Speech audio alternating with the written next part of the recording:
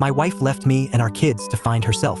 We had plans to travel together, but instead, she quit her job, took most of our savings, and left a note saying she was going on the trip alone. I've been managing everything alone, feeling angry and abandoned while she seems to be enjoying life without responsibilities. My wife, Mary, has a family history of dementia, with several relatives on her mother's side, including her mom and grandmother, developing memory issues in their mid to late 50s. Earlier this year, we had to move her mom, who had been living with us for the past 4 years, into a care facility because her condition worsened.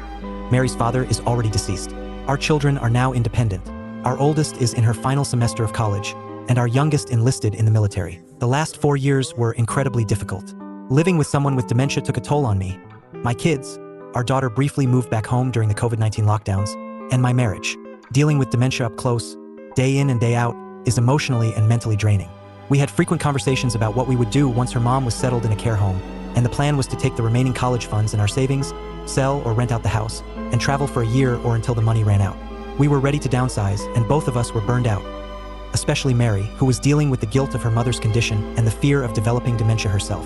I was also at my limit, having juggled working remotely during COVID while helping manage everything at home. Earlier this year, after a long wait, a space finally opened up at a care facility for Mary's mother. I thought I would finally be able to relax and breathe. But after her mom moved out, Mary's mental health took a steep decline. She was consumed with guilt over placing her mother in a home and overwhelmed by her fears of her own potential decline into dementia. Our plan to start traveling in the summer of 2024 remained in place, but it seemed like it was farther away than ever due to her deteriorating mental state. 2 months ago, I came home to find a note from Mary, in what my friends now call Exhibit A. She explained that she had decided to go on our planned trip without me. She had quit her job, taken the majority of our savings, and wasn't sure when she'd return. Maybe in a year, maybe sooner. She wrote, "I knew you'd understand. Since that day, her location has been turned off on her phone, and my calls go straight to voicemail." I texted the kids a picture of the note to let them know what happened. Financially, we had separate checking accounts for our salaries, but most of the money went into a joint account to pay household bills and build savings. We also had joint credit cards for shared expenses, while keeping separate cards for personal use. Both cars and the mortgage are in our joint names. Since Mary left, I've closed all joint accounts and credit cards to prevent her from accessing more funds. I gave her a month to come back before deciding to consult a lawyer, hoping she wouldn't spend all of the savings before returning. After a month with only one text from her, I went ahead with legal action. My lawyer informed me that not much could be done until she came back or we figured out how to serve her papers. I took some steps, like changing the beneficiaries on my retirement accounts and life insurance so she gets nothing if I pass away. I also continue paying the mortgage and car loans, as letting the assets fall into repossession or disrepair would hurt my credit. I cannot sell anything without her, as we jointly own everything. I occasionally receive random texts from her, and she sporadically posts on Instagram, though comments on her posts are disabled. She even posted a picture from Hawaii recently, thanking me for being such a great husband and letting her take this trip. Meanwhile, I am here struggling to keep up with 2 car payments, the mortgage, household bills, insurance, and praying no emergencies come up since I have no savings left. Seeing her enjoy the trip we were supposed to take together while I am left cleaning up the financial mess is infuriating. I have given so much to this relationship, taking care of her mother for 4 years, caring for her when she fell apart after her mother moved into a memory care home, and this is how she repays me, by abandoning me. Our planned trip was my dream too, and now I have to put off retirement, likely forever. At least our kids are angry with her as well, though I fear they will eventually forgive her. I strongly suspect she is hooking up with other men. She looks great, and it would be easy for her to find new partners. When I texted her to ask if she was seeing other people, it took her a week to respond, and she claimed she wasn't, though I have serious doubts. So now, I sit here, drinking alone on a Friday night, while she is likely somewhere enjoying a beach, free from all the responsibilities she left behind. I am furious. Update: since my original post, my financial situation has slightly improved, or at least become more manageable. Essentially, I am running up debt that will eventually be paid off when I sell the house. Even with lawyer fees, I have about 6 to 8 months before I truly need to worry about running out of money, assuming no major emergencies occur. A friend's wife gave me some valuable advice. She told me not to go from being a hero to a villain in my kids' eyes. She said how I handle this situation and talk about Mary will determine my future relationship with our children. I do not care about what happens between Mary and me anymore, but I do not want to make her into a sympathetic figure that drives our children away from both of us. I consulted my lawyer again. We are planning for Mary to repay the savings she took by deducting it from her share of the marital assets.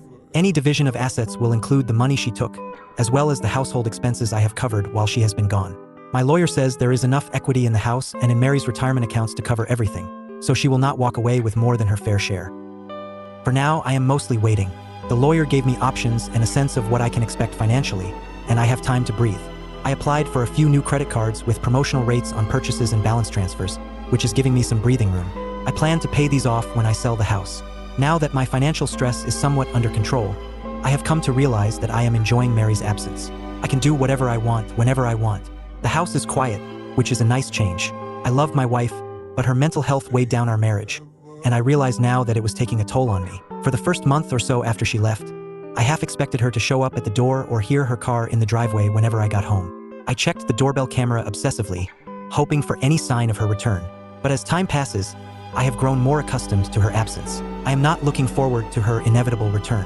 When she does come back, we will have to deal with the divorce, sell the house, divide our assets, and I will have to find a new place to live. It is likely she will return around Christmas, as our daughter thinks her mother will either visit or come home for the holidays. My lawyer will have the divorce papers ready to serve when she returns, and I hope she will agree to the terms quickly so she can continue her travels without dragging this out. As for other advice people gave me, renting or selling the house. This is not feasible right now, as the house needs repairs before it can be rented or sold. I also need a place to live, and renting a new apartment while renting out the house would not be worth the effort or money right now. Hellick Home Equity Line of Credit. This is a great option if I need more money. But for now, the promotional credit card rates are easier and cheaper. Serving divorce papers or a divorce in absentia. This may become necessary, but the legal costs increase significantly with a case like this, so for now, I am comfortable waiting. Tracking her through phone records. I did check her phone records, and it seems that she posts about places only after she has left them. For example, her post about Hawaii came from Los Angeles, and she posted about a cruise days after it ended. She tried to add international calling to her phone, but I blocked it, so she has since removed her phone from our shared account. For now, I am just taking it day by day, trying to enjoy the calm while preparing for whatever comes next. Next story. I ruined my wife's life. Despite my tireless efforts to support our family while she chose to stay home, I watched her slip away into a life of disengagement and discontent. Our once happy home turned into a battlefield of hurtful words and unresolved conflict. After a hurtful argument, I decided to file for divorce, realizing I need to. I am a 43-year-old husband and father, Michael, and I've been trying to keep my family together, which includes my wife Jennifer, who is 38, our 2 children, ages 3 and 5, and my mother-in-law who also lives with us. Over the years, I've put in an immense amount of effort to provide a better life for my family.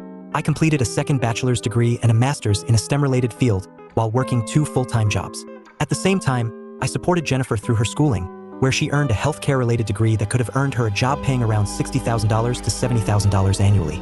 After the birth of our children, though, she decided to stay home to focus on raising them, which I fully supported. The early years were extremely difficult, particularly while I was still in school and working. My days were filled with constant stress, juggling work and studies while trying to maintain a balance at home. It wasn't easy, but I managed to push through. When our youngest child turned 3, things started looking up for me career-wise. My hard work paid off, and my career took off in ways that I hadn't imagined. Financially, we became more stable, and I am now earning over $150,000 annually, including bonuses, which allows us to live comfortably and afford a decent lifestyle. Despite the improved financial situation, I started noticing changes in Jennifer's behavior. Even though our kids are now a bit older and more independent, Jennifer's routine hasn't adjusted. I hired a nanny to help out with the kids, especially while I work from home.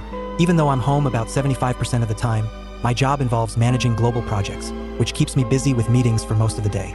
Still, I thought the nanny would relieve some of Jennifer's burden, giving her more time to focus on herself, which I believed was important. I wake up at 5:30 a.m. every morning to prepare the house for the day, getting breakfast ready, making sure our eldest child is dressed and prepared for school, and then driving them there.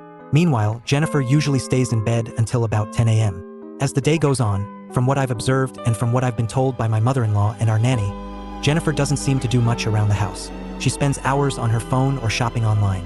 She makes a small meal here and there, but most of her day seems to be spent idly. In the early stages, I attributed this to the aftermath of childbirth. I know the physical and emotional toll it can take, and I wondered if maybe postpartum depression was a factor. However, this behavior has persisted for years now, and any attempts I've made to discuss it have been met with hostility. Jennifer continues to criticize me, despite everything I'm doing to support her. I pay all the bills, including personal expenses for her and her mother. I make sure our finances are in order, and I work hard to give my family a comfortable life. But in return, I'm constantly told that my life is easier than hers. I'm never allowed to express my own struggles without being shut down or dismissed entirely.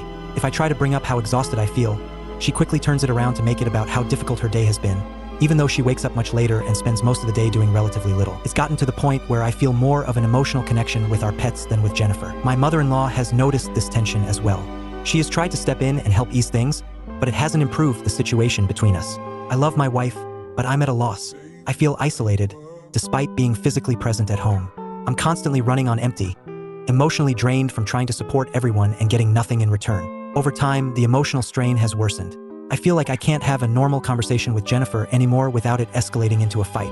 Our relationship has deteriorated to the point where I often sleep either in the office or in one of the kids' rooms just to avoid the tension.